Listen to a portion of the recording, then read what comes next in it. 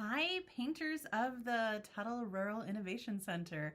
My name is Nicole Gagner. I am doing kind of a recap for you here if you missed the live painting event that we're doing, or just if you want to keep painting and want to try to soak up a few more tips and tricks. You know, it all kind of goes by so fast. So I'm just going to really quickly, I'm assuming that everybody watching this video is pretty new to watercolor, so if any of these are a repeat for you, just ignore them. That's totally fine.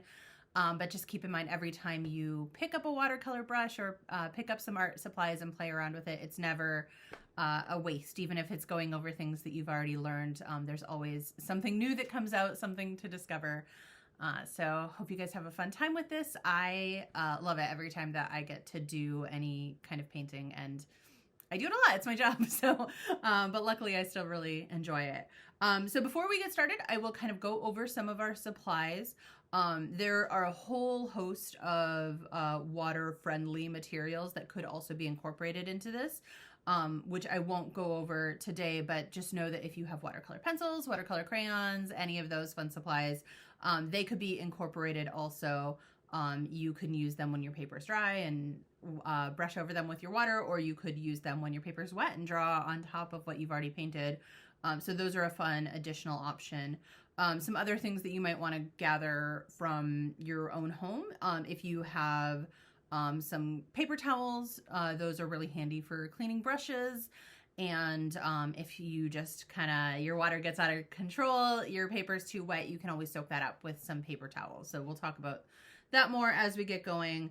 But one more thing you might want is just some regular old salts. It could be table salt, it could be kosher, it could be any kind of salt. The thing that we have the option to do with this is drizzling, that's not the word I want. Sprinkling. You sprinkle the salt on the paper wherever it's wet. It won't work if your painting is dry already, but if your paper is still wet, but you're all done painting, you can sprinkle your salt on your wet painting and you get kind of a really fun, here I'll show you what I'm talking about. This is one that had the salt effect on it. So you can see kind of some of those spots where the salt got sprinkled.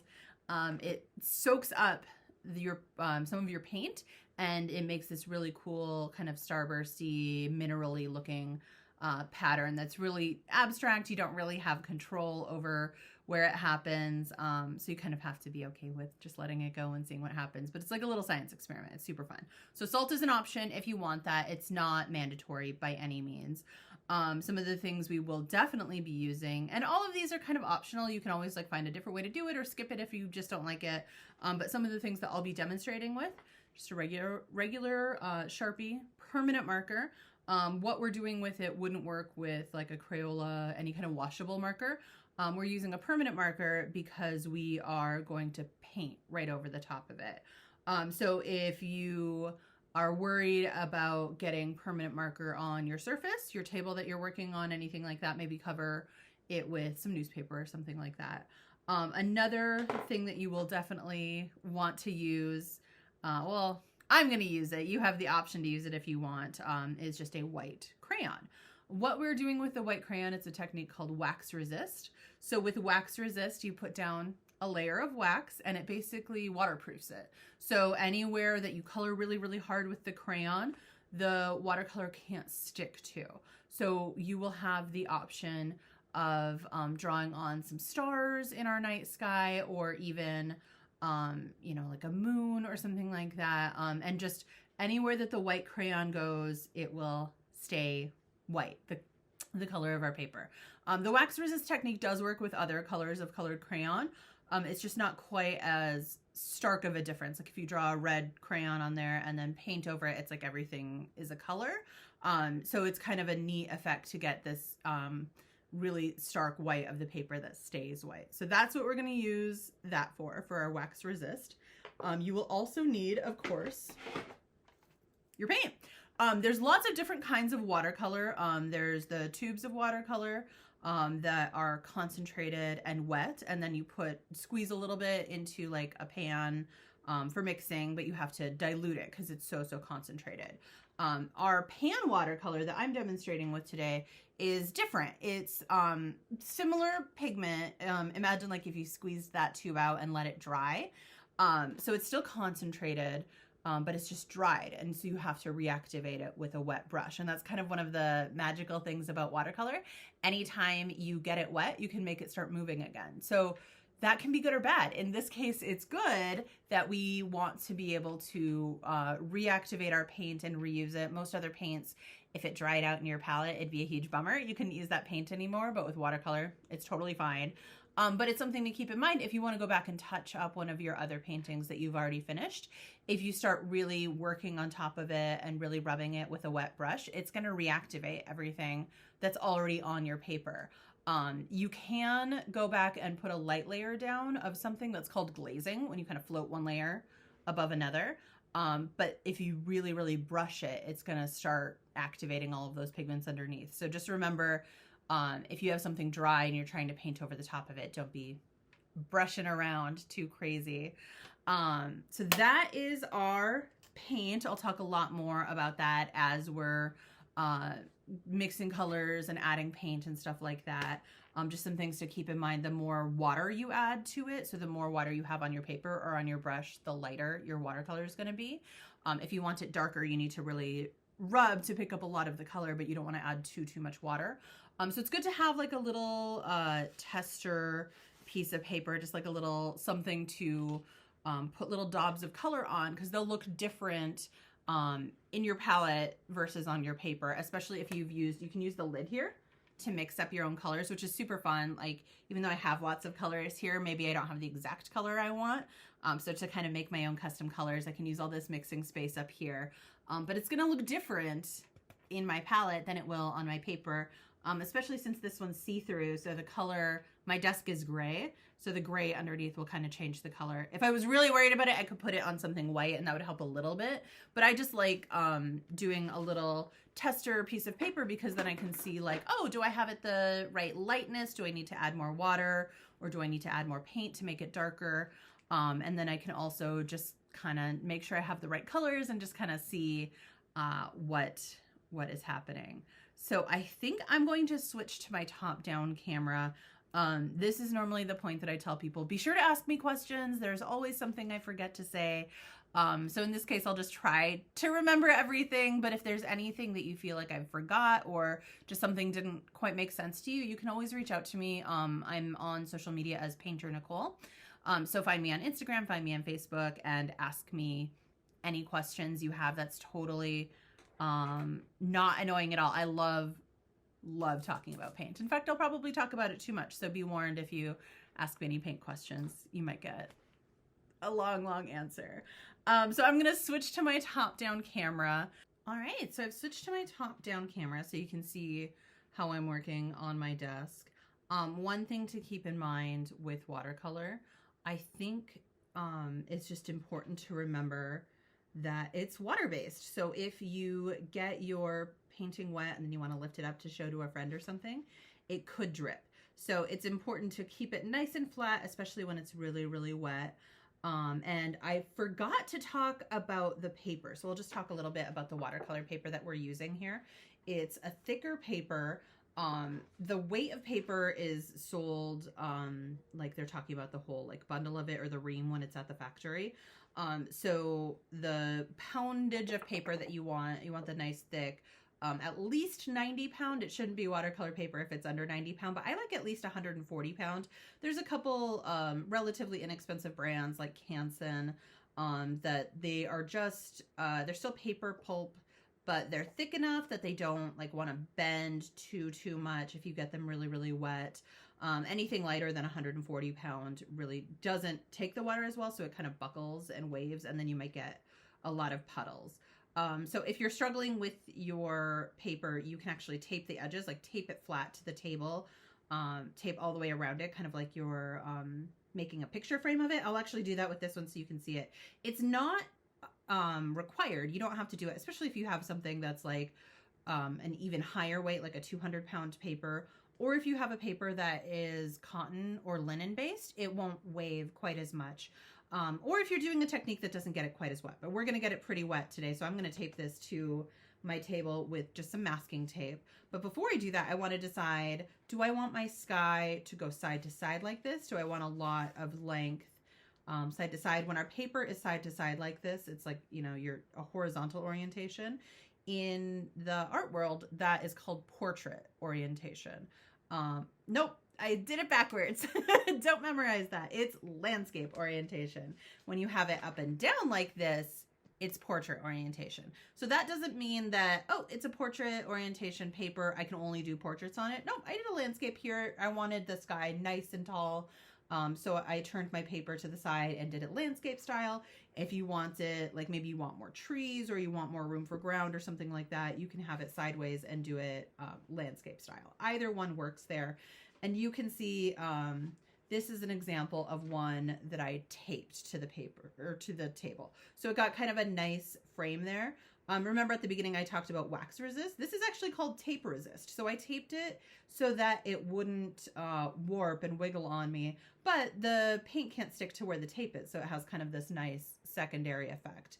If you don't want that border around it, you can just skip that, don't tape it down, and you'll have it go all the way to the edges like this. Either one of those is fine. You can see these didn't bow up too bad. If they did really kind of wrinkle up on me, I would just let them dry and put them under heavy book later, and they would flatten out. So I am going to do portrait orientation here, and I am just going to tape my paper to the table. I'm going to try and get it really even. If you don't have masking tape, it's totally fine. Your paper will still work. But just a lot of times when I tell people like, oh, you can just tape the edges and it'll hold it all together, then they just tape on the paper. And what I want to show you is that if you're taping it, you want to tape it to the paper, but also to the table. So it really holds it nice and still, kind of like you're framing it and sticking it in place there. And this is just really nice because since we're doing this really, it's actually called a wet on wet technique. So since we're getting our paper so wet, it'll hold it nice and flat, and it won't buckle up on me at all.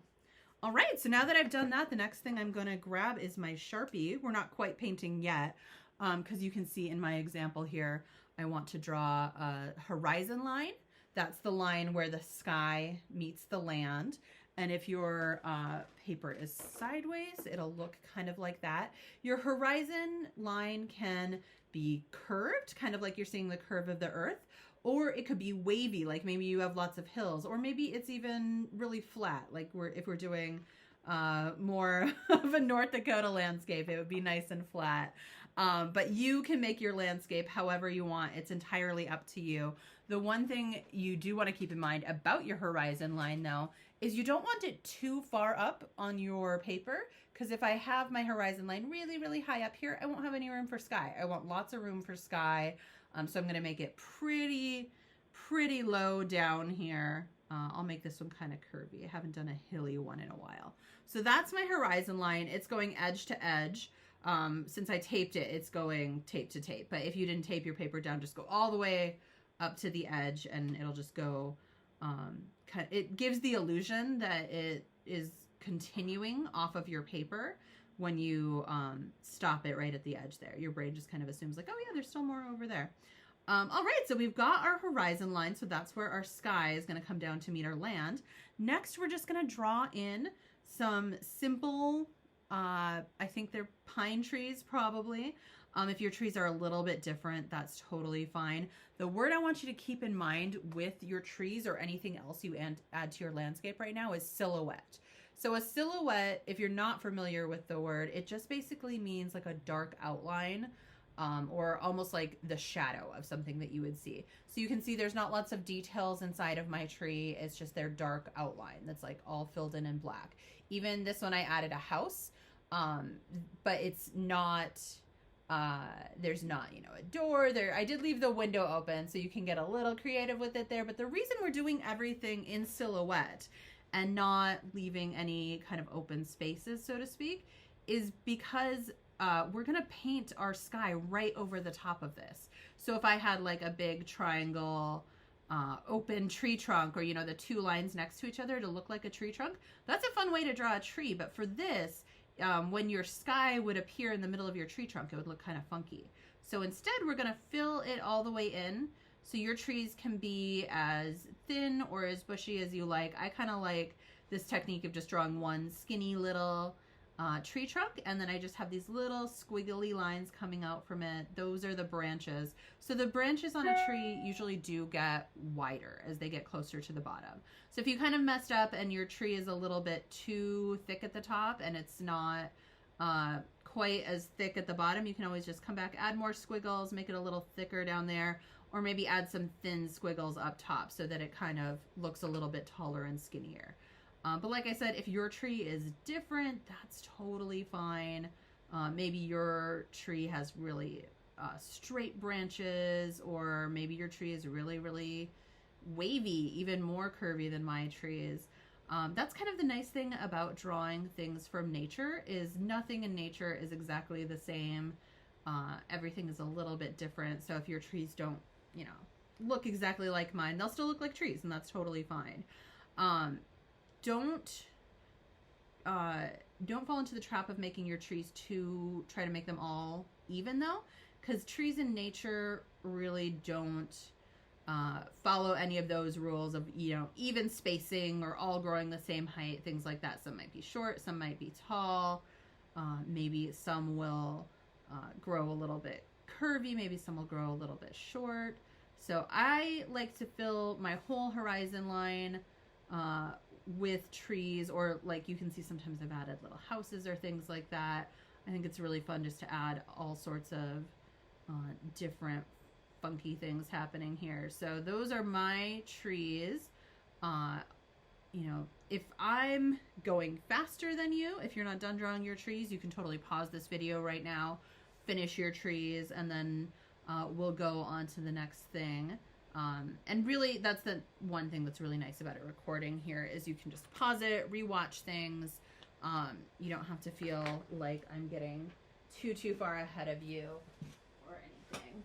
So the next thing that we're going to add, remember I said we're going to use our crayon for wax resist. So again, this is just a normal white crayon, and everywhere that I draw with it will resist the watercolor. The watercolor won't be able to stick to it. So you can see on my example here, anywhere that I drew a white dot, the watercolor wouldn't stick to it. And I even drew a moon up here. You could draw shooting stars, something like that.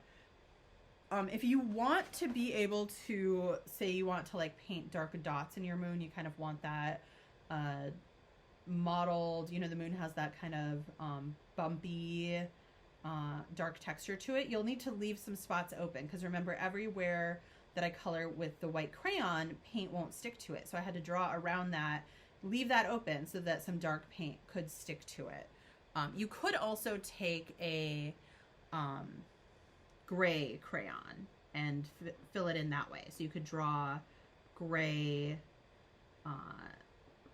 circles on your moon that way too. But I'm just going to leave some spots open where I can paint it dark. And you don't want to do, you know, just like a quick little jab. That won't be enough wax to resist the paint. You really need to, it's almost like you're waterproofing it. So you're covering it with this really waxy layer. So if you press really, really hard, the paint won't stick to it. The one exception to this, if you get your paint really, really thick, it can still kind of float over the top of it. So try not to have your paint too thick if you want to really make sure those stars are showing through. I mean, some of them will still show through no matter what, but sometimes if you get your paint really thick, it won't be able to show through. Another thing you can do though, if say you paint this on and you're like, oh, I wish I had a few more stars, you can wait for it to dry completely and then actually use your white paint to do little dots on top. It's not as white as the white of your paper, so it'll be kind of a different color than the stars that you drew with the crayon, but it can be a really neat effect still. So don't feel like you can't go back and add more stars. You absolutely can. All right, so again, if you're not quite done drawing your stars, just pause it here until you are ready for the next step. But once you have finished drawing stars, moons, anything with the crayon or the Sharpie has to be done first. These don't work once your paper is wet. The crayon won't work even after it's dry because it's just a white crayon. if you let this all dry and then you're like, oh, I wish I had a few more trees or something like that, you could let it dry completely and the Sharpie will work over the top of the paint. But I like getting it all done beforehand so that then when my paint dries, I'm all ready to go. So I'm gonna grab my biggest brush here. You know, people always ask me, oh, what size brush should I be using? Does it matter? And it kind of does, it kind of doesn't. To a certain extent, the brush size is a little bit personal preference. Brush shape even more so. Like this is just a pointy round brush. There are flat brushes that have, let's see, I think I have a flat brush here.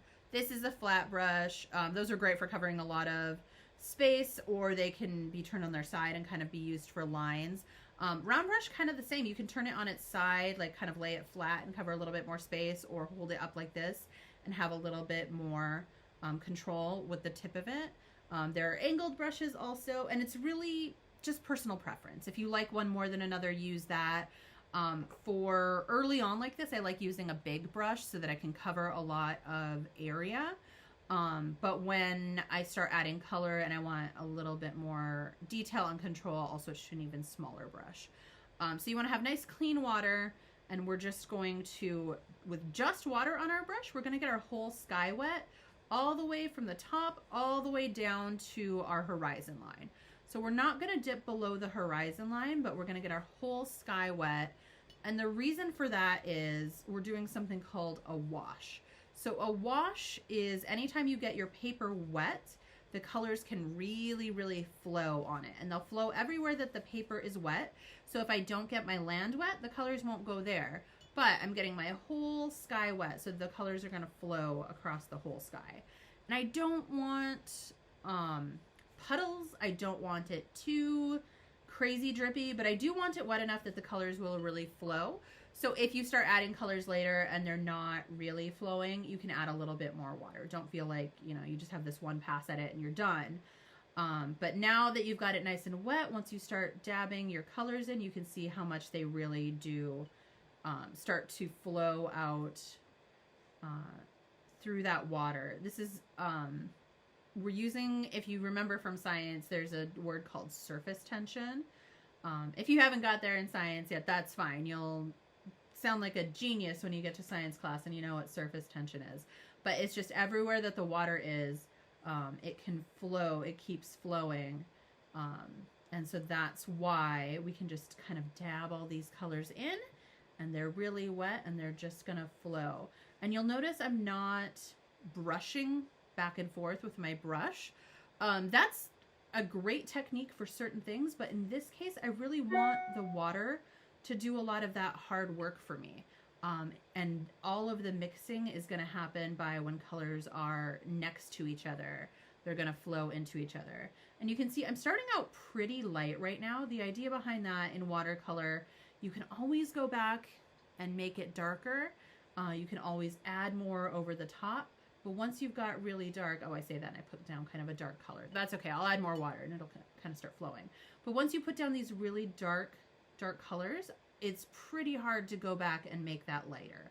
The one thing you can do, like if something's getting really out of control, like say that was just way too dark and I didn't want that area dark, or if you're getting a spot that's kind of puddling, like I am here, and you don't like that puddle, you can grab your paper towel and soak it up. It's gonna take the color with it too, but now you have a little bit more control and you can come back and add colors there that maybe aren't quite as wet and not as puddly. So using your paper towel like that to soak up the water and the colors, it's a technique called lifting.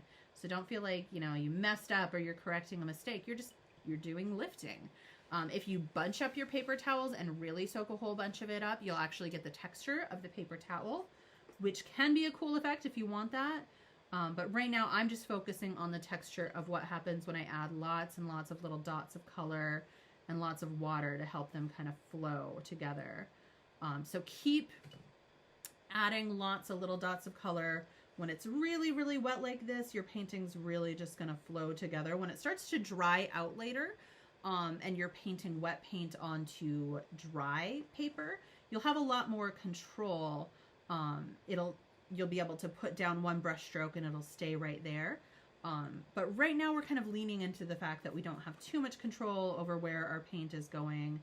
And that's just kind of part of the fun of it, is that our paint is kind of doing its own thing and we're just letting it flow and go there. So now I can kind of step back and say, is part of my painting too light? Do I want some darker colors on here? And this is when I can start layering in some of those dark colors. I don't really want anywhere white in my painting that's not a star. But this is your painting. You get to make it look how you want it. So don't feel like yours has to look anything like mine. In fact, you can kind of see from example to example, sometimes I made the sky really, really light. Sometimes I made it a little bit more rainbowy. This one's pretty rainbowy also, but sometimes I'll make the sky darker and moodier. Sometimes I'll have more black and blue with just like one big streak of color, so it's a little bit more like the Northern Lights. Lots of different ways that you can take this. And once you've tried this wet on wet flowy technique, you can really play around with it and kind of make it your own, because it really, you kind of learn something about how the colors mix together and what they do, but then also parts of it are really out of your control. So it's really still experimental and fun. So I really like that about it. So I'll probably let my sky dry a little bit while all these colors are kind of flowing and blending together. And I'll talk about the options that you can do down on the land.